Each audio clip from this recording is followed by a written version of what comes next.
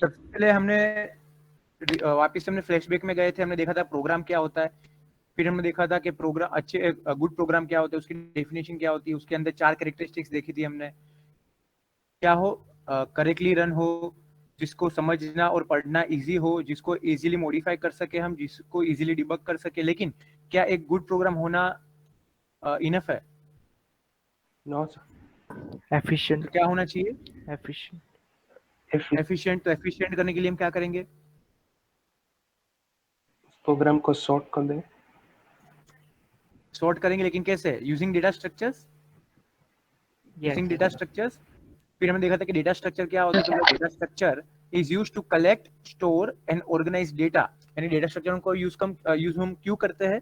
तो data collect करने के लिए, डेटा को स्टोर करने के लिए, और डेटा को ऐसे तरीके से, इस तरीके से ऑर्गेनाइज करने के लिए कि जब भी मुझे डेटा की जरूरत पड़े तो मुझे इजीली मिल जाए। ठीक है, तो इसके लिए हमने फिर अलग अलग चीजें देखी थी। सबसे पहले डेटा स्ट्रक्चर को डिवाइड करके हमने देखा था कि डेटा क्या होता है, उसके बाद हमने देखा था रिकॉर्ड क्या होता है, फाइल क्या होता है। फिर हमने क्लासिफिकेशन देखना स्टार्ट किया था कि डेटा स्ट्रक्चर को अलग अलग टाइप में क्लासीफाई किया गया है कि प्रिमिटिव यानी कि इंटीजर, फ्लोट, कैरेक्टर, पॉइंटर।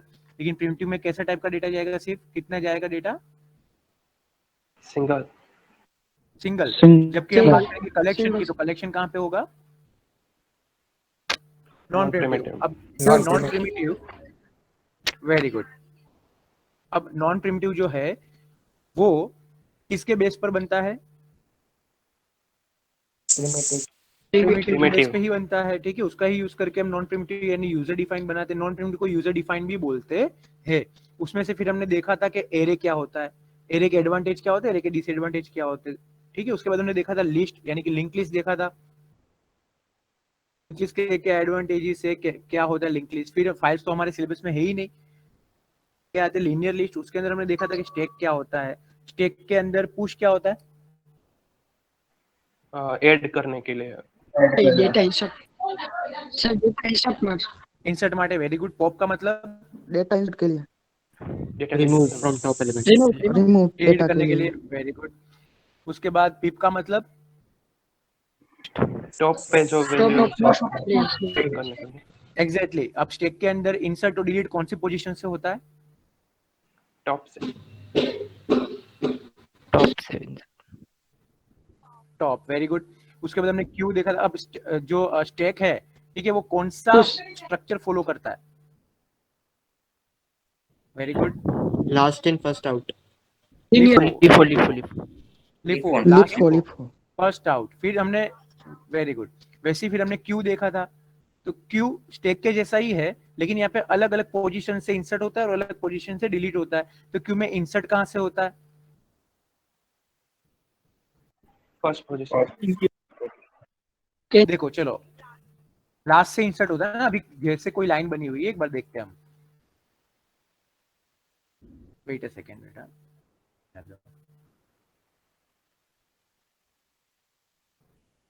आ गई। ओके, एक लाइन बनी हुई है। चलो मान लो ये एक लाइन बनी हुई है। अभी तो आप लाइन में कहाँ से आगे से घुस जाते हो? पीछे से। यहाँ पे चलो एक पर्सन खड़ा है, तो इसके आगे आके खड़े हो जाते हो आप लोग अमिताभ बच्चन हो? जहाँ हम खड़े हो जाते हैं लाइन अमिताभ बच्चन होते तो ठीक। हाँ हाँ, फिर अमिताभ बच्चन होता तो बात अलग थी, लेकिन हम अमिताभ बच्चन तो है नहीं। तो हमको क्या करना पड़ता? हमको यहाँ पे जाके इसके पीछे, यानी इसको हमको अमिताभ बच्चन मानना पड़ता। पीछे खड़े होते हैं, उसके बाद कोई दूसरा आता है तो उसके पीछे होता है, फिर कोई और आता है तो उसके पीछे होता है। तो हम पीछे से इंसर्ट करवा रहे डेटा। देखो, तो ये जो पीछे के जो होता है पोजीशन, उसको हम बोलते हैं रेयर। क्या बोलते हैं? रेयर। तो इंसर्ट कहाँ से होगा? रेयर। रेयर से। और अब चलो इसका टर्न आ गया, तो अब सबसे पहले कौन? ये बाहर निकलेगा ना, जो रेयर पे है वो। Yes sir. जो यहाँ पे वो बाहर निकलेगा सबसे पहले। ये विंडो है, ये टिकट विंडो है मान लो, तो सबसे पहले इसको टिकट मिलेगी ना, रेयर पे जो है उसको। नो सर, जब फर्स्ट पे no sir, front first in first out. ये पहले आके खड़ा हुआ है, ये साथ से आके खड़ा हुआ है, ये 9:30 बजे आया है, तो क्या लास्ट में जो है उसको मिल जाएगा? फिफो लाया उसको मिलेगा, अमिताभ बच्चन को मिलेगा। अमिताभ बच्चन को मिलेगा। वेरी गुड, क्योंकि ये जहाँ पे खड़ा है लाइन वहीं से शुरू हुई है। तो पहले किसको मिलेगा? किसको मिलेगा? तो ये बाहर निकलेगा पे आएगा, ये इसकी जगह पे, ये इसकी जगह पे, फिर ये निकलेगा, फिर ये निकलेगा, फिर ये निकलेगा। तो यहाँ पे देखो इंसर्ट रेड से हो रहा है, लेकिन डिलीट कहाँ से हो रहा है? फ्रंट से फ्रंट से फ्रंट से फ्रंट से हो रहा है। तो ये कौन सा स्ट्रक्चर हुआ? FIFO, first in First first out. Out first out. First out. Insert operation को क्या बोलते हैं हम इसमें? NQ Front. थैंक यू क्या बोलेंगे? NQ Rear. There. Thank you girls में से आंसर, बॉयज में से तो चलो आंसर आ रहा है फटाफट। गर्ल्स में से बताओ इंसर्ट को क्या बोलते हैं इसमें? Enqueue, very good. फिर डिलीट करने को क्या बोलते हैं? Dequeue dequeue very good, very good. और पीप तो सेम ही है इसके अंदर। अब क्या मैं इसको लिंक लिस्ट से इंप्लीमेंट कर सकता हूँ स्टेक को? यस सर क्या मैं यस सर लिंक लिस्ट से इंप्लीमेंट कर सकता हूँ? Sir, arrow link list कौन? Yes, sir. Yes sir yes, मैंने कल बताया था कि स्टेक और क्यू दोनों को हम यूजिंग लिंक लिस्ट दोनों से हम क्या कर सकते हैं? Join. इम्प्लीमेंट कर सकते हैं। यस, पॉसिबल है। अब बात करते हैं नॉन लीनियर डेटा स्ट्रक्चर की। इसमें आता है ग्राफ और ट्री। तो सबसे पहले हम ट्री देखते हैं क्या होता है ट्री। चलो ट्री क्या है? A tree is a non linear data structure which consist of a collection of nodes. इसके अंदर भी नोड होते हैं, जैसे लिंक लिस्ट में नोड होते हैं, इसके अंदर भी नोड होते हैं। वो ये नोड कैसे अरेंज किया गया है? हायरार्किकल ऑर्डर में। कैसे अरेंज किया है? हायरार्की अब जब भी हायरार्की की Level बात में। होती है, एग्जैक्टली जब भी हायरार्की की बात होती है तो लेवल पे, वेरी गुड, किसने बोला लेवल? तो लेवल वाइज हम इसको हायरार्की में रखते हैं। तो सबसे पहले जो टॉप मोस्ट पे होगा वो हमेशा मेरा क्या होगा? Root Root. रूट रूट होगा। उसके बाद जो भी एलिमेंट आए, चाहे वो लेफ्ट हो चाहे वो राइट हो, ठीक है, वो इसके क्या हुए? रूट के चाइल्ड हुए। अभी आगे कोई नहीं है, अभी आगे कोई नहीं है, तो ये चाइल्ड हुए और ये रूट सबका पेरेंट हुआ। लेकिन अब जैसे ही मैं और आगे बढ़ा तो अब ये पेरेंट बना है। किसका पेरेंट बना है? ये दो नोड का। Yes, sir. लेकिन sir. इससे ऊपर भी कोई है, इससे ऊपर भी कोई है यस या नहीं है? Yes Yes, sir sir. तो फिर इसको हम ब्रांच भी बोलते हैं। तो हम इसको ब्रांच नोड भी बोलते हैं। क्या बोलते हैं? ब्रांच नोड भी बोलते हैं। क्या ये पेरेंट नोड हुआ कि नहीं हुआ? Yes, sir. यस सर हुआ। क्या ये पेरेंट है कि नहीं है? Yes, sir. सर क्या ये ब्रांच है कि नहीं है? नो सर रूट क्या ये ब्रांच है कि नहीं है? No, sir. नो नहीं सर है, क्योंकि इसके ऊपर कोई नहीं है, इसके ऊपर कोई नहीं है। तो रूट का ऊपर कोई हमेशा होगा नहीं। और कोई भी ट्री में रूट कभी नल भी नहीं होगा। कोई भी ट्री में रूट नल ही नहीं होगा। अगर नल है तो फिर ट्री ही नहीं बनेगा ना। अगर रूट ही नहीं है तो ट्री कहाँ से बनेगा? आपने ये ट्री देखा है ना कभी, हमेशा कहीं ना कहीं पे। तो अगर यहाँ पे नीचे रूट नहीं है तो क्या ये ट्री बनेगा? No No, sir. नहीं बनेगा ना। Very good. तो यानी कि ये ट्री बनने के लिए रूट होना चाहिए. जरूरी जरूरी है। है। तो यहाँ पे देखो, यहाँ पे जो ये बना है, ठीक है, ये जो बना है इसको हम क्या बोलते हैं? ब्रांच बोलते हैं। Yes yes sir Yes. ठीक है, ये रूट में से ही ब्रांच निकलती है अलग अलग। तो ये ब्रांच है, ये जो सेंटर है उसमें से लिप्स बन रहे हैं। ये लिप्स है, देखो ये लिप्स है लास्ट में। इसके बाद कुछ है? लिप्स के बाद कुछ है? No, sir. नहीं है। नो सर तो ये चाइल्ड तो है, ये किसी के पेरेंट नहीं है। तो फिर ये क्या बन गया मेरे लिए? Leaf Left node node. Lip node. तो हम यहाँ पे पेरेंट चाइल्ड, वेरी गुड, तो यहाँ पे हम पेरेंट चाइल्ड रिलेशनशिप में हम डेटा स्टोर करेंगे। तो one of the node is designated as the root. तो सबसे पहला जो नोड होगा उसको हम रूट नोड बोलेंगे। And the remaining node can be partition into disjoint set. अब डिसजॉइंट सेट का मतलब कि दो अलग अलग सेट। अब यहाँ पे एक सेट है, देखो ये एक अलग सेट हुआ और ये एक अलग सेट हुआ, दोनों अलग अलग हुए। Yes, sir. तो हम बोल सकते हैं कि ये डिसजॉइंट सेट है, सच दैट इस set is a sub tree. अब यहाँ पे देखो, इसको मैं अलग कर दूं तो ये भी मेरे लिए एक सब ट्री बन गया। अब ये साइड के लिए ये क्या बना? मेरा रूट बना। और ये साइड के लिए क्या बना? रूट बना। अगर मैं अलग करता हूं तो फिर इसको भी मैं अलग कर दूंगा तो ये एक रूट बनेगा, इसको मैं अलग करूंगा तो ये रूट बनेगा। तो ट्री हमेशा कैसे? दो अलग अलग डिसजॉइंट में ही बनता है। ठीक है, आगे देखते। The simplest form of a tree is a binary tree. Simplest form कौन सा है ट्री का? Binary. Binary tree binary tree binary tree, हम दो हमारे दो। Binary. बाइनरी ट्री का मतलब हम दो हमारे दो, उससे ज्यादा नहीं। 0 1 और 2, ठीक है। यानी कोई भी पेरेंट का आइदर 0, देखो यहाँ पे देखते हैं हम, इसके कितने चाइल्ड है? इसके कितने चाइल्ड है? 2 1 एंड 2, 2. ठीक है, 2 से ज्यादा नहीं है। फिर इसके कितने चाइल्ड है? 1। तो मैंने क्या बोला, 0 हो सकता है Two. या 1 हो सकता है या 2 हो सकता है। तो ऐसे ट्री को हम क्या बोलेंगे? Binary. Binary tree. Binary. Binary tree. तो देखो यहाँ पे इसके कितने चाइल्ड है? 0. इसके कितने हैं? 0। इसके कितने हैं? 0। Zero. इसके कितने हैं? 0। Zero. इसके कितने हैं? 2. 2. 2. ठीक है। इसके कितने हैं? इसके 1. 2. 1। 1. इसका कितना है? 1। 1. इसका कितना है? 0। तो Zero. क्या ये मेरा Zero. Binary Zero. ट्री है कि नहीं है? Yes, sir. Yes, sir. Okay Sir. Okay. हाँ बोलो, किसी को डाउट है कुछ? Yes, sir. क्या ये बाइनरी ट्री है? क्यों No, नहीं है? sir. No, sir. No, sir. No, sir. क्योंकि इसके कितने चाइल्ड है? 3 है। 3. तो ये क्या हो गया मेरे लिए? टर्नरी ट्री हो गया या Ternary tree. एनरी ट्री या फिर एनरी ट्री, क्या बोल सकते हैं हम? Binary tree. N-ary tree. And लेकिन सबसे सिंपलेस्ट फॉर्म क्या है? सबसे सिंपलेस्ट फॉर्म, अगर ट्री को हमको इजीली हमको Binary. ट्रैवर्स करना हो या स्टोर करवाना हो तो binary tree is the simplest form of any tree. तो binary tree consist of a root node and the left and the right subtree where both subtrees are also binary tree. अब देखो ये भी binary हो गया, ये भी binary हो गया, सब बाइनरी होगा बाइनरी ट्री में, ठीक है। Each node contains a data. अब यहाँ पे देखो हर एक नोड के अंदर क्या होगा? डेटा होगा। फॉर एग्जाम्पल मैंने यहाँ पे लिखा ए, तो ए मेरा क्या हुआ? एक डेटा हुआ। फिर मैंने यहाँ पे लिखा बी, तो बी मेरे लिए एक डेटा हुआ।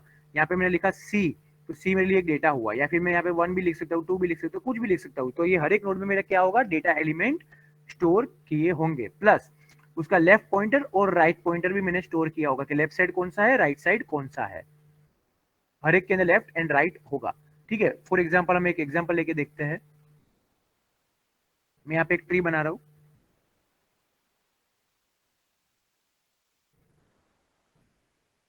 तो इसके लेफ्ट पे कौन हुआ? चलो यहाँ पे लिखते हैं हम,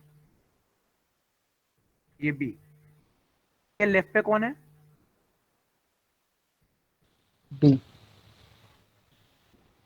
यहाँ पे सी है, तो ए के राइट पे कौन है? C. C. एक बात, C.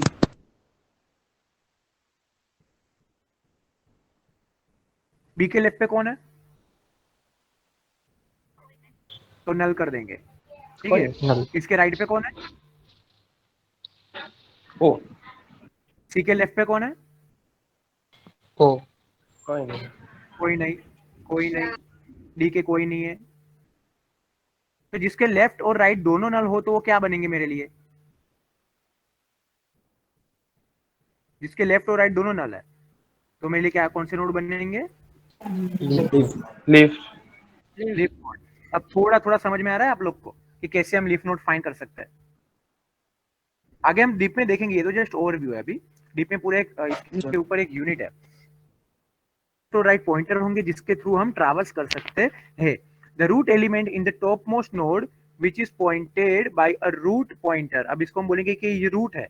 जैसे आप लिंक लिस्ट में नहीं बोलते कि स्टार्ट कर देते किसी एक पॉइंटर को, आप क्या कोई एक नोड को आप स्टार्ट पे पॉइंट करते हो ना, यहाँ पे इक्वल टू पीटीआर करके या पीटीआर इक्वल टू स्टार्ट करके, आप ऐसा करते थे आप लिंक लिस्ट में। yes, sir. तो वैसे ही यहाँ पे रूट को क्या Yes, बोलेंगे? Yes, sir. रूट को भी एक पॉइंटर से पॉइंट कर देंगे कि जो फर्स्ट है उसको हम क्या बोलेंगे कि ये रूट है। और रूट कभी भी क्या नहीं हो सकता? नहीं Null. हो सकता, Null. वो नल है। तो फिर Empty. मेरी ट्री क्या बनेगी? एम्प्टी। तो ये ट्री समझ में आ गया आपको, ट्री में क्या होता है क्या नहीं होता है। Yes, sir. अब नेक्स्ट इज ग्राफ। ग्राफ थोड़ा कॉम्प्लेक्स होता है। अब ट्री के अंदर में पेरेंट चाइल्ड ऐसा बता सकते हो कि ये पेरेंट है, ये इसका चाइल्ड है, ये पेरेंट है, ये इसका चाइल्ड है, ये दोनों भाई बहन यानी कि सिबलिंग है। लेकिन ग्राफ में ऐसा पता नहीं चलता। तो ग्राफ में क्या होता है? कॉम्प्लेक्स रिलेशनशिप होती है। कैसी रिलेशनशिप होती है? कॉम्प्लेक्स का मतलब कि रिलेशनशिप Complex. Status Complex. जानना थोड़ा कैसा है। फेसबुक का आता है ना कॉम्प्लेक्स, ये क्या आता है उसमें? Relationship Complicated. कॉम्प्लिकेटेड। बस वैसा ही यहाँ पे कुछ कॉम्प्लिकेटेड है, कुछ बता नहीं पाते हम उसको कि कौन पेरेंट है, कौन चाइल्ड है, किसका क्या, किसके साथ क्या रिलेशन है, कुछ पता नहीं चल रहा है। लेकिन इसको हम एडजेसेंसी से ट्रैवर्स करेंगे। कैसे करेंगे? Adjacent. एडजेसेंसी का मतलब कि मेरे बाजू में ये है, मेरे से कनेक्टेड ये है, उसका मतलब हुआ एडजेसेंसी। लेकिन यहाँ पे हम पेरेंट चाइल्ड नहीं करेंगे। ट्री में हम पेरेंट चाइल्ड करते थे, यहाँ पे हम एडजेसेंसी देखेंगे। तो देखते ग्राफ क्या होता है। A graph is a non linear data structure which is a collection of vertices and, जिसको हम बोलते हैं नोड, एंड एजेस जो ये नोड को क्या करेंगे, कनेक्ट करेगा। तो एक ग्राफ की डेफिनेशन क्या हुई, graph is a collection of set of vertices and set of edges. ठीक है, यानी कि वर्टाइसिस का अलग सेट होगा, एजिस का एक अलग सेट होगा, ये दोनों को सेट को मिला के हम क्या बनाते हैं, ग्राफ बनाते हैं, where V stands for vertices and E stands for edges. तो यहाँ पे जितना भी आपको ये राउंड में दिख रहा है, ये मेरे लिए क्या हुआ, नोड हुआ। नोड का मतलब वर्टेक्स हुआ, वर्टाइसिस हुआ, क्या हुआ, कनेक्ट कर रहा है, वो मेरे लिए क्या हुआ, उसका एज। ठीक है, तो देखते हैं आगे कि इस कोल्ड नोड, किसको नोड बोलेंगे हम, वी को, यानी कि वर्टाइसिस को नोड बोलेंगे। और एजिस क्या होता है, जो ये नोड को कनेक्ट करता है। A graph is often viewed as a generalize of a tree structure. अब ये ट्री का ही है, लेकिन ट्री को हमने जनरलाइज कर दिया है। ठीक है, यानी कि यहाँ पे where instead of purely parent to child relationship between tree node, उसकी जगह यहाँ पे क्या होगा, any kind of complex relationship between nodes can exist. यहाँ पे ये ट्री का ही जनरलाइज फॉर्म है, लेकिन यहाँ पे पेरेंट चाइल्ड रिलेशनशिप नहीं होती, यहाँ पे कॉम्प्लेक्स रिलेशनशिप है। लेकिन हम देखेंगे कैसे इसको, एडजेसेंसी से, कि अगर ये ए है तो ए से एडजेसेंट कौन कौन है, बी एंड सी, फिर बी से एडजेसेंट कौन है, ए एंड डी। तो हम एडजेसेंसी देखेंगे। ठीक है, node can have any number of children but only one parent. भी चिल्ड्रन हो सकते हैं, लेकिन पेरेंट तो क्या होगा, अगर मैं बोलूं कि एक के दो चिल्ड्रन है, कौन कौन है, बी और सी। ठीक है, लेकिन अभी जब भी मैं वाइस वर्सा करूं तो बी भी पेरेंट बन सकता है। तो बी किसका पेरेंट है, ए का, और यहाँ पे बी का या फिर ई का, जिसका भी देखो, जिससे भी कनेक्ट हो। तो बी भी खुद में एक पेरेंट है, सी भी खुद में एक पेरेंट है, तो यहाँ पे थोड़ा कॉम्प्लेक्स हो जाता है। A graph on the other hand relaxes all kind of restrictions, यानी इसमें सारे रिस्ट्रिक्शन पेरेंट वाले हट जाते हैं। तो आगे हम इसमें डिप में देखेंगे क्या होता है ग्राफ। तो क्या इतना पता चला tree and graph non linear क्यों बोला जाता है, क्योंकि हम इसमें पता नहीं कर पाते कि किसके बाद क्या आएगा, इसीलिए। Yes sir. ओके, तो आगे बढ़ते हैं। एक हम देखेंगे कि एब्स्ट्रैक्ट डेटा टाइप क्या होता है, और डेटा स्ट्रक्चर पे हम कौन से ऑपरेशंस परफॉर्म कर सकते हैं। तो सबसे पहले कोई भी डेटा स्ट्रक्चर ले लो आप, एरे ले लो, प्रिमिटिव ले लो, नॉन प्रिमिटिव ले लो, एरे ले लो, लिस्ट ले लो, लिस्ट के अंदर लिंक लिस्ट ले लो, या लीनियर लिस्ट के अंदर स्टैक ले लो, क्यू ले लो, सबके अंदर हम सबसे पहले तो क्या कर सकते हैं, ट्रावर्सल कर सकते हैं। क्या कर सकते हैं, ट्रावर्सल का मतलब क्या होता है, डिस्प्ले करवाना। जितना भी डेटा हमने इंसर्ट कर रखा है उसको क्या करना है, डिस्प्ले करवाना है। डिस्प्ले। ठीक है, उसके बाद हर एक डेटा स्ट्रक्चर पे हम क्या कर सकते हैं, सर्चिंग कर सकते हैं। क्या कर सकते हैं, सर्चिंग कर सकते हैं। हर एक डेटा स्ट्रक्चर के अंदर हम कहीं ना कहीं डेटा को क्या कर सकते हैं, डेटा इंसर्ट कर सकते हैं, डेटा को डिलीट कर सकते हैं, डेटा को सॉर्ट कर सकते हैं। ठीक है, उसके बाद, हाँ बोलो, किसी को डाउट है, ओके, डेटा को सॉर्ट कर सकते हैं, डेटा को मर्ज कर सकते हैं। दो अलग अलग एरे है तो उसको मैं मर्ज करके एक एरे बना सकता हूँ, लिस्ट है उसको मर्ज करके मैं एक लिंक लिस्ट बना सकता हूँ, तो हम उसको मर्ज कर सकते हैं। तो ये सारे एक बेसिक ऑपरेशंस थे जो हम कोई भी डेटा स्ट्रक्चर पे क्या करेंगे, परफॉर्म करेंगे। क्लियर यहाँ तक? Yes sir. अब बात आती है abstract data. Yes sir. What is ADT, abstract data type, इसका मतलब क्या होता है। तो एब्स्ट्रैक्ट डेटा टाइप मतलब समझे, उससे पहले हम मतलब समझते हैं कि एब्स्ट्रैक्ट क्या होता है। What is mean by abstract, तो एब्स्ट्रैक्ट का मतलब होता है हाइडिंग। मैं यहाँ पे लिख रहा हूँ, देखो साथ में, हाइडिंग बैकग्राउंड प्रोसेसेस।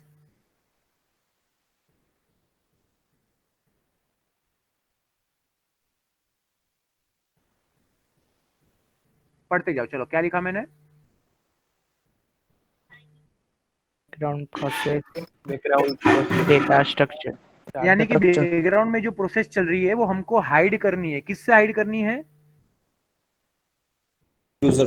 यूजर से हाइड करनी है। तो ये जो पूरा फीचर है उसको हम बोलते हैं, क्या बोलते हैं उसको हम, एब्स्ट्रैक्ट। तो यहाँ पे बहुत सी डेटा टाइप ऐसी है कि जो अपनी बैकग्राउंड में क्या प्रोसेस चल रही है, बैकग्राउंड में वो कैसे, कौन से स्ट्रक्चर में स्टोर कर रहा है, कौन से स्ट्रक्चर में डेटा लेके दे रहा है हमको, वो हमको यूजर से हाइड करके रखता है। हमसे हाइड करके रखता है, जैसे कि स्टैक। फॉर एग्जांपल स्टैक ले लेते हैं, ठीक है, स्टैक। अब स्टैक को हम कैसे रिप्रेजेंट करते हैं, लेकिन इस तरीके से Last करते in हैं first. स्टैक को हम रिप्रेजेंट। Yes, sir. लेकिन क्या एक्चुअली में वो इस तरीके से स्टोर करता होगा डेटा, इस तरीके से डेटा स्टोर करता होगा? मेमोरी ऐसी होती है हमारी, कि मेमोरी तो ऐसी होती है। आपने सीएफ में पढ़ा होगा ना, कंप्यूटर फंडामेंटल्स, यानी कि 7 में आईसीटी में, मेमोरी तो इस तरीके से होती है ना हमारी। Yes, sir. तो क्या एक्चुअली में वो ऐसे Yes, स्टोर sir. करता होगा स्टैक? नहीं करता होगा ना। लेकिन हमको No, ऐसा sir. बताता है कि देखो मैं आपको ऐसे स्टोर करके देता हूँ, तो बैकएंड में वो कैसे काम करता है उससे मतलब नहीं है, लेकिन स्टैक का जो फीचर है लास्ट इन फर्स्ट आउट, वो हमको वो लाके देता है। तो हमको क्या लेना देना है कि स्टैक अगर यूज करे तो last in first out feature मेरे को मिलना चाहिए, लेकिन बैकएंड में वो कैसे स्टोर कर रहा है, कैसे लाके दे रहा है, उससे मुझे कुछ भी लेना देना नहीं है. वैसी डेटा टाइप को मैं क्या बोलूंगा? Abstract देखते हैं एक data. एग्जांपल के साथ। An abstract data type is the way we look at the data structure focusing on what it does. ठीक है, हम किस पे फोकस करेंगे, वो क्या काम कर रहा है, and ignoring how it does. वो कैसे कर रहा है उससे लेना देना नहीं है, लेकिन वो हमको काम करके दे रहा है, हमको सिर्फ उस पे ही फोकस करना है। तो ऐसी डेटा टाइप को मैं क्या बोलूंगा?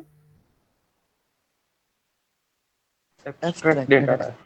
फॉर एग्जाम्पल स्टैक है, क्यू है, are the perfect example of Abstract ADT.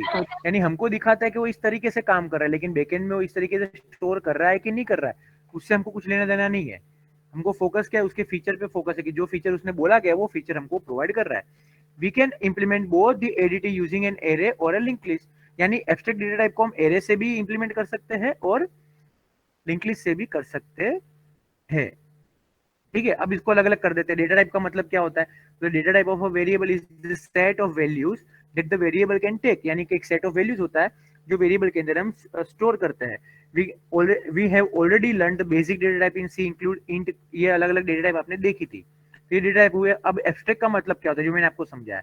The word abstract in the context of data structure means considered apart from the detail specification और इम्प्लीमेंटेशन। कि हमको ये डिटेल में नहीं जाना है कि ये कैसे इंप्लीमेंट हुआ है, या उसके स्पेसिफिकेशन पे हमको नहीं जाना है डीप में, हमको सिर्फ वो काम करके दे रहा है वो ही देखना है। तो क्या ये क्लियर हुआ एडीटी क्या होता है? Yes, sir. Okay. Yes. Yes, sir. तो यहाँ पे आपका चैप्टर 1 कंप्लीट होता है। क्या कंप्लीट होता है? Chapter 1. Chapter तो 1. इसके कुछ असाइनमेंट क्वेश्चंस है जो मैं आपको आज कॉलेज के नंबर से आपको ये पूरा शेयर हो जाएगा और गूगल क्लासरूम में भी शेयर हो Chapter one. जाएगा। ये वाली जो नोट्स है मेरी चैप्टर 1 की, उसके अंदर यहाँ पे देखो लिखा हुआ है explain the feature of good program. तो ये क्या करना है आपको, ये सारे के सारे जितने भी क्वेश्चंस है 16 क्वेश्चंस, वो आपको एक डीएस की अलग से बुक बनानी है और ये बुक में सब लिखना है सारे क्वेश्चंस। क्यों ऐसा बोल रहा हूं मैं? क्योंकि इसके ऊपर से ही एग्जाम में आते हैं यूनिवर्सिटी के भी और कॉलेज के भी, तो ये आपको बहुत अच्छे से काम में आ जाएगा। मैंने पहले भी बताया था कि ये बहुत ही हार्ड सब्जेक्ट है, लेकिन अगर आपने ध्यान दिया तो एकदम इजी से आप इसको क्लियर कर जाओगे। ठीक है, तो देखो explain the feature of good program, क्या ये मैंने आपको बताया है, नहीं बताया है? बताया है सर. ठीक है, तो आपको क्या करना है, प्रोग्राम क्या होता है, प्रोग्राम क्या होता है और उसकी कैरेक्टरिस्टिक्स क्या होती है, ये रही, ये रहा, इतना Yes, है, sir. पता ये है. रहा, ये आंसर है उसका। फिर आप इसको आगे लिख सकते हो, अगर ये सब कुछ आपको लिखना है तो लिख सकते हो, कोई इश्यू नहीं है। ठीक है, उसके बाद define the term data file and record, क्या ये मैंने आपको बताया है? Yes, sir. Yes, Yes, sir. sir. Yes, sir. तो ये आपको लिखना है, डेफिनेशन लिखनी है इसकी। Define data structure, give some examples. तो क्या मैंने आपको डेटा स्ट्रक्चर की डेफिनेशन लिखवाई थी, उस दिन चैट में भी भेजी थी? Yes, sir. Yes, sir. Yes. Yes, उसके sir. कोई एग्जांपल दे दो। ठीक है, जैसे कि स्टैक है, क्यू है, एरे है, लिंक लिस्ट है, linear data structure, non linear data structure, ये सब क्या हुए, उसके एग्जांपल हुए।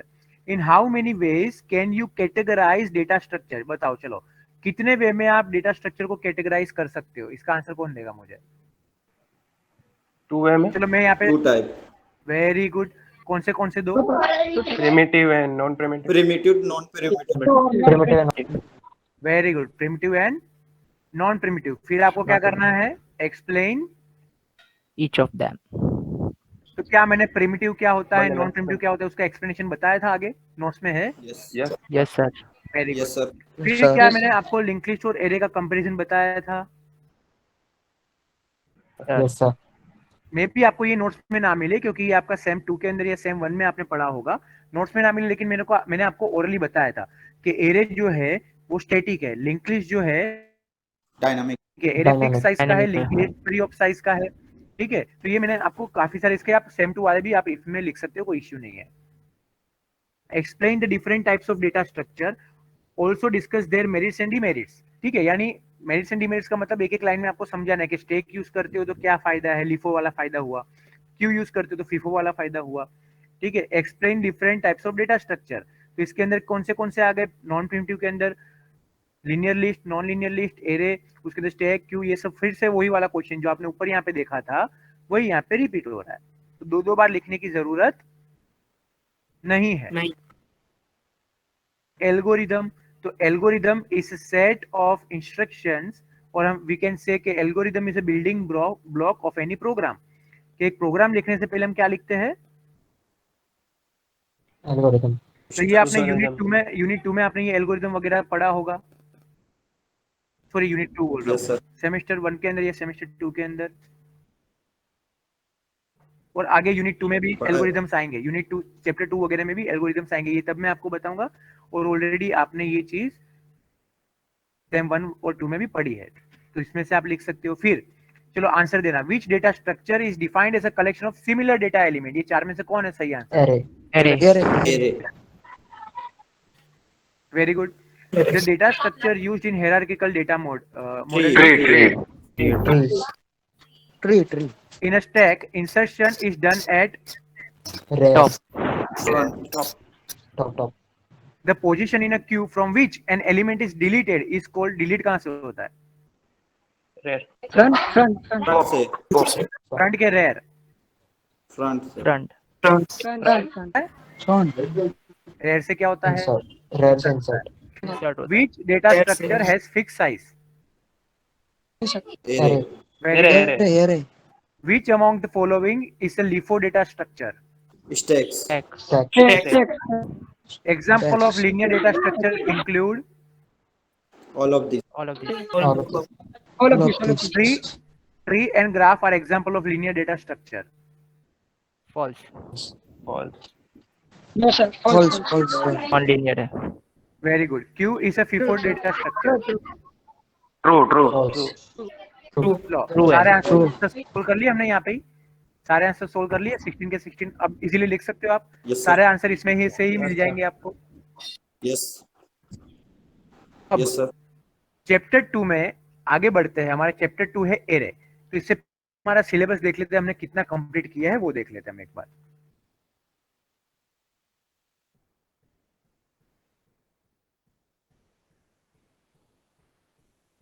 सर लिख के आपने सबमिट कोई- करना है। हाँ लिख के मैं आपको बोलूंगा, लिख के रखना, सबमिट का मैं आपको बोलूंगा कि कब करना है आपके लिए। आपको ये बहुत इजी पड़ेगा, अगर आपने लिख लिया और अच्छे से आप कर लोगे तो इजीली डीएस क्रैक कर लोगे, ये मेरी गारंटी है। अब तक कैसा लग रहा है, हार्ड या इजी? इजी पपलू लग। इजी है सर Easy. लेकिन जब एल्गोरिदम्स आएंगे तब मजा आएगी, जब एल्गोरिदम्स आएंगे तब मजा आएगी। Easy. कौन से सेमेस्टर में आप लोग? थ्री। Okay very good. कौन सा Practice सब्जेक्ट? करेंगे, आ डेटा जाएगा सर। स्ट्रक्चर। नहीं सही है, बस वही प्रैक्टिस करनी है तो आ ही जाएगा सब।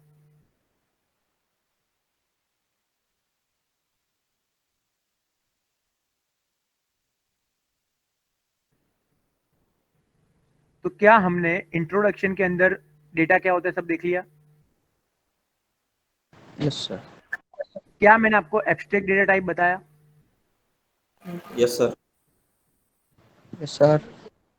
क्या मैंने आपको प्रिमिटिव क्या होता है बताया? Yes sir sir user sir. Defined data type क्या होता है? नॉन प्रिमिटिव बताया। Data Yes, sir. स्ट्रक्चर की डेफिनेशन बताई मैंने क्या होती है। Yes sir. क्या हमने Yes, sir. Classification of data structures देखे? Yes yes sir sir. क्या हमने डिटेल ऑफ ईच क्लासिफिकेशन, हर एक क्लासिफिकेशन को डिटेल में देखा? Yes sir Yeah, sir. Okay, तो इतना पोर्शन हमारा सिलेबस का क्या हुआ? कंप्लीट, यानी कि पूरा। चैप्टर 1 हमारा हुआ कंप्लीट। अब चैप्टर 2 हमारा पूरा डीप में है एरे। मैंने बोला था कि जो भी क्लासिफिकेशन हमने पढ़ा है वो पूरा आगे जाके किस में आएगा? डीप में आएगा। एरे पूरा आया, उसके बाद देखो लिंक लिस्ट पूरा आ गया, फिर सर्चिंग सॉर्टिंग, चलो फिर उसके बाद स्टैक का एक यूनिट आ गया, क्यू का आ गया, ट्री का आ गया, ग्राफ का आ गया, क्लासिफिकेशन में देखा था पूरा डीप में आगे वही है। तो अब देखते हैं एरे क्या होता है और उसके अंदर अलग अलग फॉर्मूलाज वगैरह है वो हम देखते हैं। तो स्टार्ट करें हम क्या होता है एरे वगैरह। Yes, sir. Yes, sir. Chapter 2 okay. तो एरे ऑलरेडी हम ये चीज यूनिट 1 के अंदर चैप्टर 1 के अंदर भी करके आए, वही चीज इसमें फिर से रिपीट हो रही है। Can array is a collection of Same data type. similar data element. These data elements have the same data type. ठीक है, the elements of the array are stored in consecutive memory location. ये सारी चीज मैंने आपको practically भी prove करके बता दी थी। Am I right? Yes, sir. Yes, sir. Okay. Yes. फिर आगे हमने देखा था कि इसको हम रेफर करते हैं इंडेक्स से। इंडेक्स को दूसरा कौन से नाम से जानते हैं हम? Subscript. सबस्क्रिप्ट से। The subscript is an Subs- ordinal number, एक नंबर होता है which is used to identify an element of the array, कि हम इसको आइडेंटिफाई करने के लिए कि वो नंबर पे कौन सा एलिमेंट स्टोर है वो हम रेफर कर सके, इसलिए हम सबस्क्रिप्ट का यूज करते हैं। तो क्या यहां तक आपको क्लियर है ये क्या है एरे? Yes, Yes, sir. देखते हैं इसके मेरिट्स और डीमेरिट्स जो ऑलरेडी हम देख चुके हैं कि array Yes, sir. are generally used when we want to store large amount of similar type of data। ठीक है, कि जब सेम अमाउंट का यानी कि लार्ज अमाउंट में सेम टाइप का डेटा जब स्टोर करना है तभी हम एरे का यूज करते हैं। लेकिन उसके अलग अलग लिमिटेशन है। सबसे पहला लिमिटेशन क्या है? Fixed size होता है. फिक्स Array साइज का fixed है। size. ये हमने देख लिया था वो पार्किंग लोड का एग्जांपल देख के कि क्या दिक्कत आती है। Yes, sir. फिर data element are store in continuous memory location, ये भी हमने पार्किंग लोड का एग्जांपल देख के देखा था। बीच में नॉट बी ऑलवेज अवेलेबल, जरूरी नहीं है कि कंटिन्यूअस मेमोरी लोकेशन हमेशा हमको मिले। उसका मतलब क्या है कि आप लोग 10 लोग का ग्रुप हो, ठीक है, आप 10 स्टूडेंट का ग्रुप हो, मान लो 0 1 2 3 4 5 6 7 8 9 10। अगर आप अभी कॉलेज में आते तो आप जब लैब में बैठते तो आप क्या करते? आप 10 लोग साथ में एक ही लाइन पे बैठ जाते, ऐसा करते? स्कूल में भी ऐसे ही Yes, करते sir. हो? जो भी ग्रुप बनता है वो साथ में फिर घूमता रहता है, साथ में ही बैठता है। लेकिन मान लो कि आप में से 4 लोग पहले आ गए थे, 5 लोग पहले आ गए थे लैब में, वो लोग बैठ गए, फिर 2 लोग और बैठ गए थे, फिर आप में से 2 लोग बाद में आए। तो क्या जरूरी है कि आपको 10 को साथ में ही जगह मिलेगी हर बार? जरूरी No, नहीं sir. है कि हर बार आपको 10 को एक साथ ही जगह मिले। तो आपको जहां जगह खाली है वहां पे लैब में बैठना पड़ेगा। एम आई राइट? Yes, sir. तो ये Yes, दिक्कत sir. अगर एरे डेटा स्ट्रक्चर अगर हम फॉलो करते हैं तो ये दिक्कत आ सकती थी कि हर बार जरूरी नहीं कि हमको कंटिन्यूस मेमोरी लोकेशन मिले, हमको अलग अलग स्टोर होना भी जरूरी पड़ता है कभी कभी। तो इसलिए फिर इसको हम केस में यूज करते हैं लिंक लिस्ट में। अगर ऐसा कोई जब सिनेरियो बन जाता है तो लिंक लिस्ट यूज करते हैं। अब देखो ऐसा कुछ करना है तो इंसर्शन और डिलीशन हमको करना पड़ेगा और हर एक एलिमेंट को क्या करना पड़ेगा, हमको अपनी जगह से शिफ्ट Shift. करना पड़ेगा। यानी अगर आप फिर रिक्वेस्ट करोगे कि हम 10 लोग साथ में हैं तो क्या आप 2 लोग वो जगह पे चले जाओगे, तो वो जगह पे कोई और बैठा है उनको शिफ्ट करोगे, आप 10 लोग साथ में आएंगे, फिर आप लोग यहाँ पे आओगे, तो ये शिफ्टिंग थोड़ा प्रॉब्लमेटिक हो जाएगा, पूरा Yes, क्लास sir. डिस्टर्ब हो सकता है इसमें। Yes, sir. तो ये डिमेरिट्स थे। ठीक है, ये डिमेरिट्स हमने देखे थे। अब फिर हमने देखा था कि एरे को हम कैसे डिक्लेयर करते हैं। तो डिक्लेयर करने से पहले हमको सबसे पहले क्या लिखना पड़ता है? Data type. Data type. Data type, फिर उसका नाम लिखना पड़ता है, फिर हम स्क्वायर ब्रैकेट में सबस्क्रिप्ट में उसकी साइज देते हैं कि ये कितनी इसकी लेंथ होगी वो। इस तरीके से हम डिक्लेयर करते हैं। देखते हैं यहाँ पे टाइप हमने लिखा है, फिर उसका नाम, फिर उसकी साइज। एक एग्जांपल ले लिया कि इंट टाइप का बनाया, मार्क्स नाम दिया है और 10 साइज। तो यहाँ पे इसका लेंथ कितना हुआ, साइज, मेमोरी साइज क्या हुई? 20. Q20, Q20 Integer 2 by 2 by 22. 2 पाई करता है।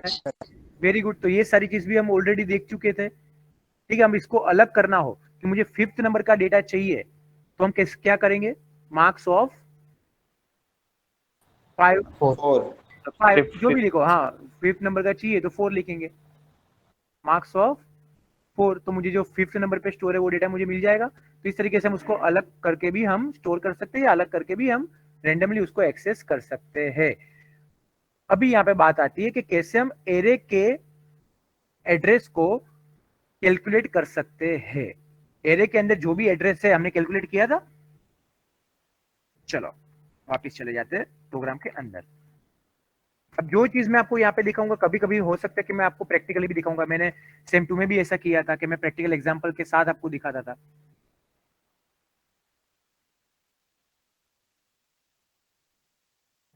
यहाँ पे कहीं मैंने एड्रेस प्रिंट करवाया है?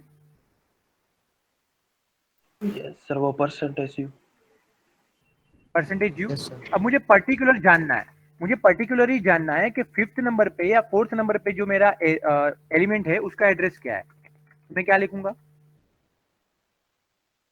Address of 4th element is percentage u and percent array of 3।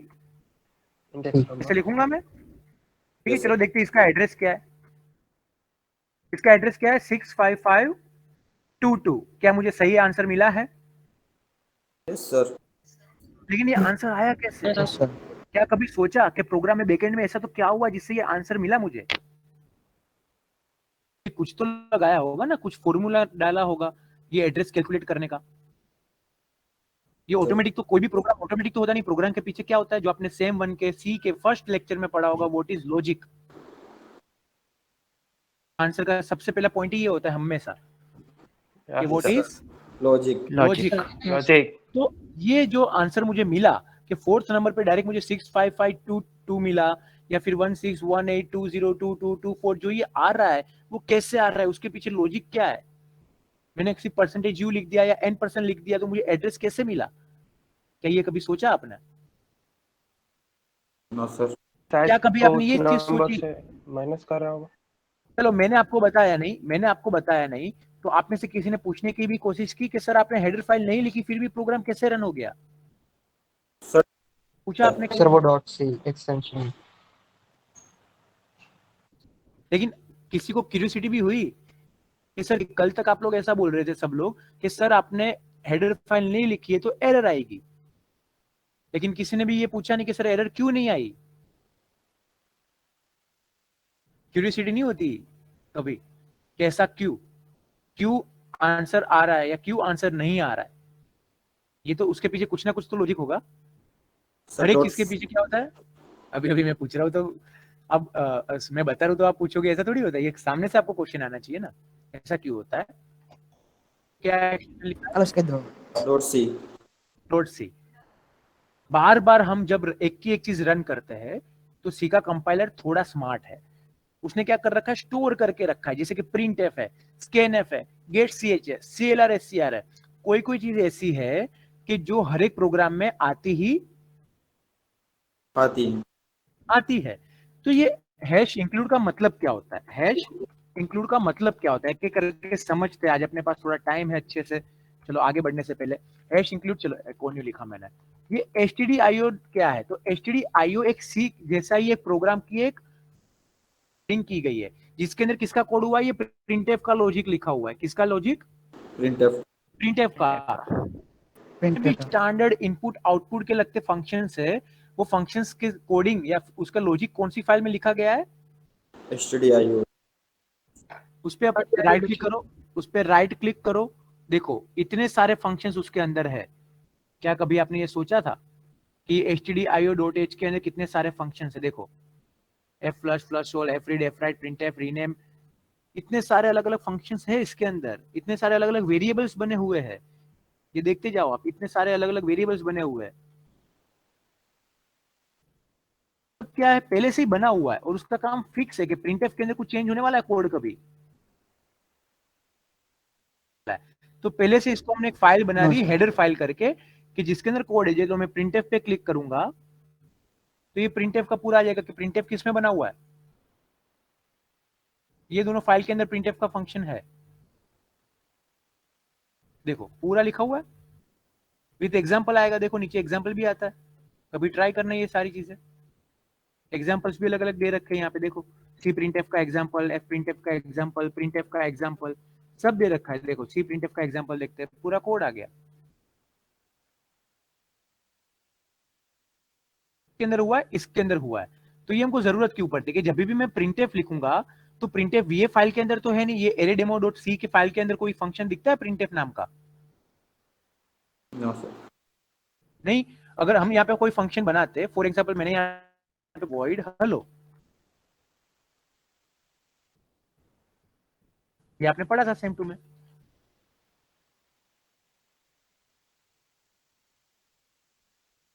UDF बोलते हैं ना जिसको, यूजर डिफाइंड फंक्शन। तो अगर मैं यहाँ पे लिखूं हेलो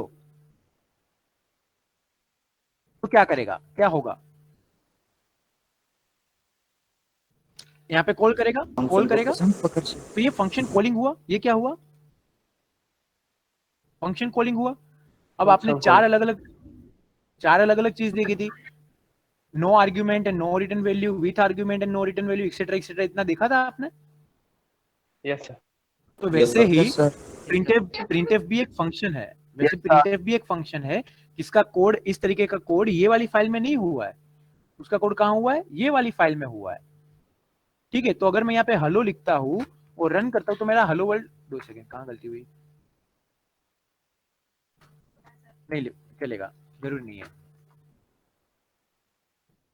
हो गया हेलो वर्ल्ड, प्रिंट हो गया। Yes, sir. लेकिन अगर ये फंक्शन कोई और फाइल में होता, ये वाला जो डेफिनेशन है वो कोई और फाइल में होता, तो मुझे बताना पड़ता कि आप हेलो कॉल करवा रहे हो, लेकिन ये हेलो है कहाँ पे, आपको बताना पड़ता ना इतना कि ये है कहाँ पे। तो फिर आप बोलते कि ये वाली फाइल में है, ये वाली फाइल में जाके ढूंढो उसको, हैश इंक्लूड, जो भी आप फाइल यहाँ पे लिखोगे उसको ढूंढो, वो फाइल में होगा। तो मुझे यहाँ पे पॉइंट करवाना पड़ता है। तो मैंने बोला कि printf scanf get ch वो कहाँ पे है, ये वाली फाइल में है, तो ये फाइल को मुझे इंक्लूड करना पड़ेगा। ठीक है, इंक्लूड करेंगे तभी उसको कॉल करेगा। ये हमने यहाँ पे क्या किया हुआ है, इसको कॉलिंग किया हुआ है, क्या किया हुआ है यहाँ पे, calling printf function, arguments pass किए, ये एक आर्ग्यूमेंट हो गई, ये 2 आर्ग्यूमेंट हो गई, हमने क्या पास किया इसके अंदर, Argument. और ये printf हमको कुछ रिटर्न करेगा, और जो रिटर्न करेगा वो हम यहाँ पे डिस्प्ले करवाते हैं। अब पता चला कि ये ऊपर हेडर फाइल हम क्यों लिखते हैं एक्चुअली में। Yes, sir. अब नहीं लिखेंगे तो क्या, तो मैंने जैसे ही बोला कि ये रेगुलर में होता है, तो ये कंपाइलर अपने कैश में अपने पास पहले से रखता है ये चीज, उसको पता है कि ये क्या होगा, कहाँ पे कॉल करवाना है और कहाँ से कॉल करवाना है। क्लियर रन हो गया। क्या आपको पता है आप खुद की हेडर फाइल भी बना सकते हो, पता है आपको ये, नहीं sir. No sir. No sir. अब बताए तो पता चले।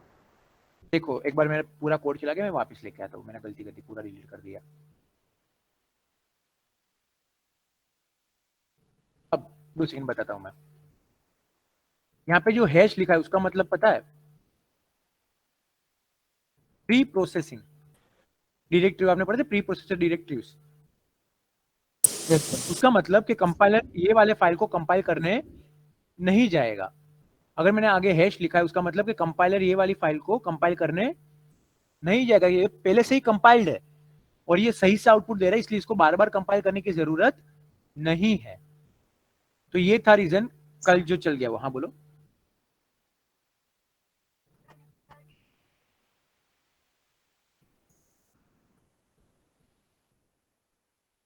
पीपीपी से सेव होगा तो प्रिंटफ स्कैनफ में प्रॉब्लम आएगा। चलो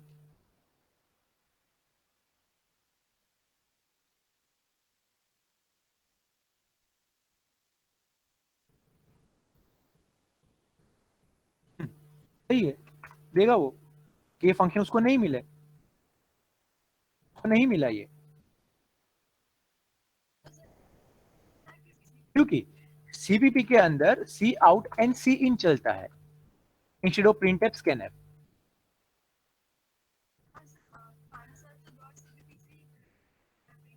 हाँ लेकिन जब आपने यहाँ पे बताया, चलो अब यहाँ पे सीपीपी लिखा हुआ है लेकिन आपने यहाँ पे इंक्लूड करवाया, ठीक है चलो मान लो यहाँ पे अब आपने इंक्लूड करवाया,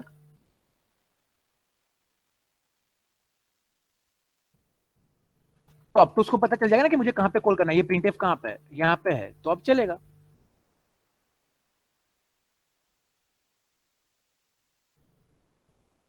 कंफ्यूज है, पता चला। पता चला sir. सी आउट और सी इन होता, सी आउट या सी इन होता तो C++ कंपाइलर उसको समझ जाता, ठीक है, लेकिन अभी सी आउट सी इन नहीं है, वो सी का पूरा है। सी प्लस प्लस के अंदर क्या आता है, सीपीपी का मतलब होता है सी प्लस प्लस, ठीक है। तो उसके अंदर सी इन सी आउट वो चलता है, उसके अंदर हम आयो स्ट्रीम लेते हैं। क्या लेते हैं? stream.h जैसे यहाँ पे stdio डॉट है, जिसको बाय डिफॉल्ट समझ जाता है सी का कंपाइलर, वैसे आयो स्ट्रीम करके होता है जिसको सी प्लस प्लस का कंपाइलर समझ जाता है। क्या है देखो, declare the C plus plus version, ये आयो स्ट्रीम क्या है, एक हेडर फाइल है, ठीक है, जिसके अंदर क्या आता है देख लेते हैं अलग अलग यहाँ पे।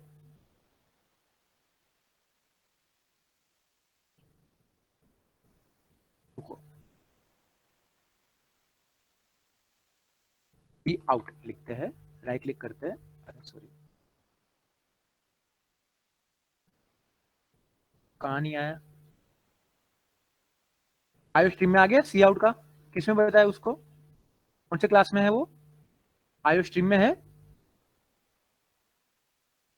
ठीक है। तो इस तरीके से अलग अलग कंपाइलर काम करता है। क्या अभी क्लियर पता चला पूरा ये फंडा क्या होता है? yes sir yes sir. Okay चलो, और एक चीज आज चल रही थी एड्रेस की, एड्रेस कैसे काउंट करते हैं, मैं आगे आगे पहुंच गई बोल।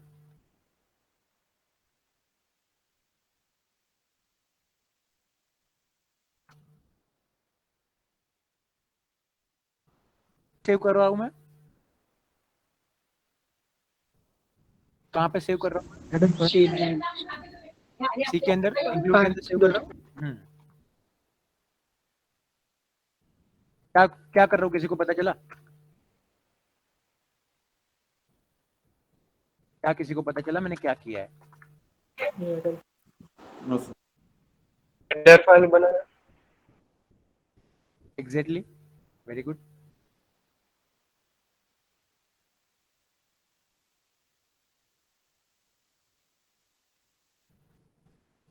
दो सेकेंड,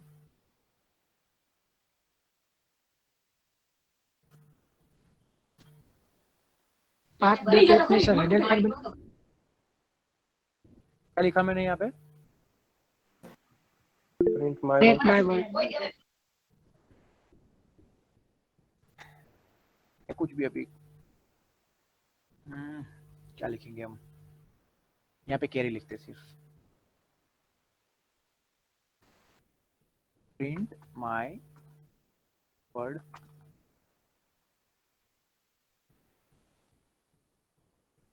कोल यहाँ से नहीं करना है, इनको ब्लैंक छोड़ो, गेट सीज लिखो सिर्फ।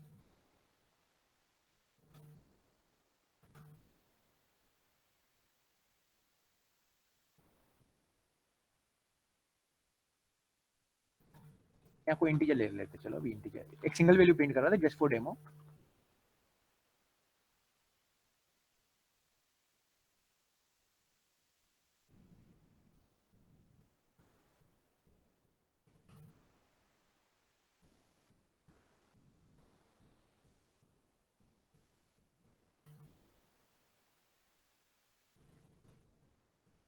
क्या बनाया मैंने अभी यहाँ पे, user header print my word, ये याद रखना ठीक है एक बार।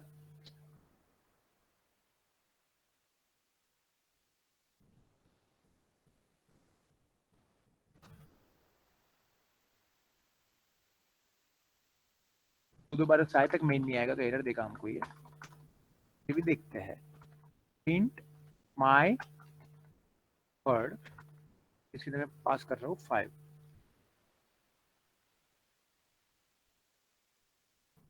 ये एरर देगा, एरर देगा पता है मुझे, फिर भी ट्राई कर रहा हूँ। दो बार मेन नहीं आता इसीलिए, क्योंकि यहाँ पे भी हमने मेन लिखा है, तो इसमें से हम क्या करेंगे, मेन हटा देंगे, या फिर उसमें से मेन हटा देंगे दूसरे में से। अच्छा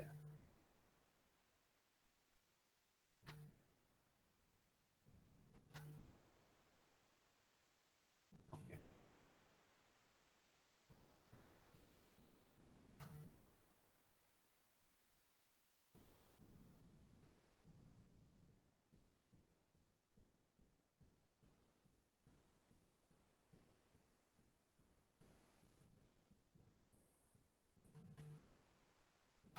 यहाँ पे क्या एरर आ रही है भाई, चलो यहाँ पे डायरेक्ट लिखता हूँ मैं, इंटर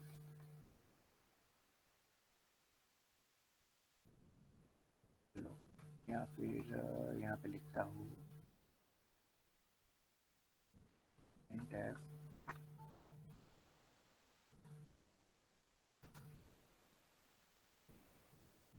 पास नहीं कर रहे अभी फिलहाल। कॉलिंग कहाँ से करेंगे, यहाँ से करेंगे प्रिंट माय वर्ल्ड।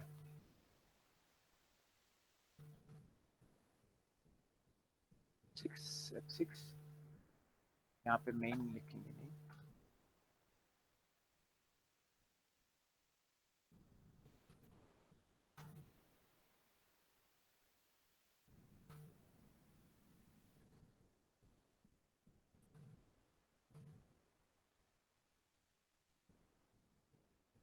दो बार मेन नहीं आएगा, वो तो मेरे को कंफ्यूजन हो रहा है थोड़ा, रुको एक बार। अच्छा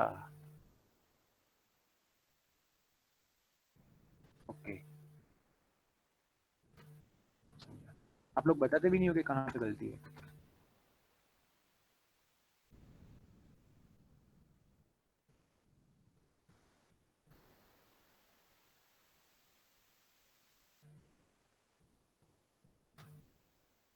मल्टीपल डिक्लेरेशन अभी सही एरर आई, मैंने बोला था ना कि दो बार मेन नहीं लिखेंगे हम। प्रिंट माय लिख के मैंने क्या कर दिया, रन कर दिया। अभी क्या एरर है, mismatch declaration of print my type mismatch in redeclaration. Type mismatch कहाँ हुआ,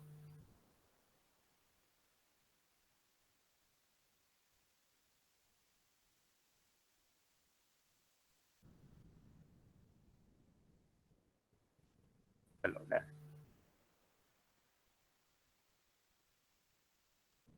रन हो गया, पता चला, पता चला कि नहीं पता चला, रन हो गया। देखो alter F5, sorry alter F5, क्या आ गया नीचे, World. Hello world. देखते देखते एक बार रन करके क्या रन हुआ है कि नहीं हुआ है। मैंने क्या किया, F9, क्योंकि मैंने यहाँ पे गेट ch नहीं लिखा है, वहां पे क्लियर स्क्रीन कर रहा है ये, रुको एक बार।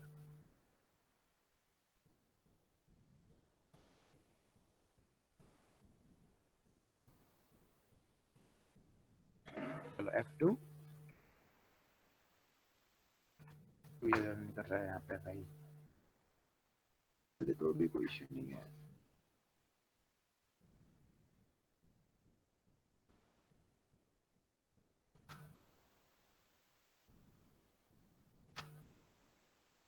इन शॉर्ट आपका रन हो गया, आउटपुट अभी देखते हैं।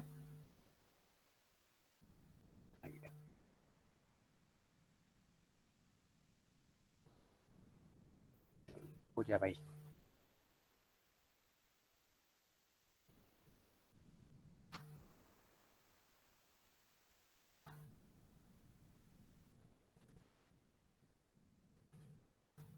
रन हो रहा है, वहां पे कॉल हो रहा है, लेकिन कुछ गलती है, लॉजिकल गलती है जिससे वो नहीं जा रहा है, लेकिन हेडर फाइल अपनी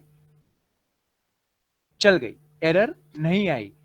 प्रिंट माय वर्ल्ड लिखा था कि वर्ल्ड क्या लिखा था, यहाँ पे वो आ गया।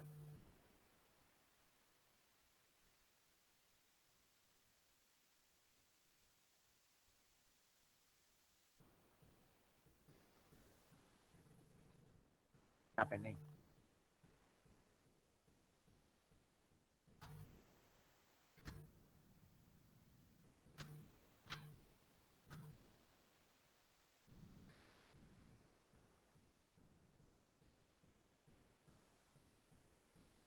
हो गया, हो गया। कुछ और लिख के देखते हैं तो पता चल जाएगा कि हुआ कि नहीं हुआ। वहां से मेन निकाल दिया मैंने, वहां पे सिर्फ फंक्शन ही बनाया जैसे प्रिंटफ था, यहाँ पे कुछ और निकाल लिख दे। F6 वापस हमारे प्रोग्राम पे आ गए, तो आपने खुद की एक हेडर फाइल बना दी, खुद का ही नाम का एक फंक्शन बना दिया, प्रिंट माय वर्ल्ड, वर्ल्ड जो भी है आ गया। Yes sir. पता चला कि हेडर फाइल का फंडा क्या है, खुद से भी बना सकते, खुद के नाम से फंक्शन भी बना सकते हो, खुद के लॉजिक आते तो खुद से भी बना सकते, कोई इश्यू नहीं है। तो आज करना था एड्रेस वाला, लेकिन हमने कर लिया कुछ और ही। तो चलो नेक्स्ट लेक्चर में भी हम देखेंगे कि कैसे हम एड्रेस फाइंड करते हैं, वो एड्रेस फाइंड करने के पीछे का लॉजिक क्या है। Okay, any doubt? कुछ नया सीखने को मिला आज? Yes, sir.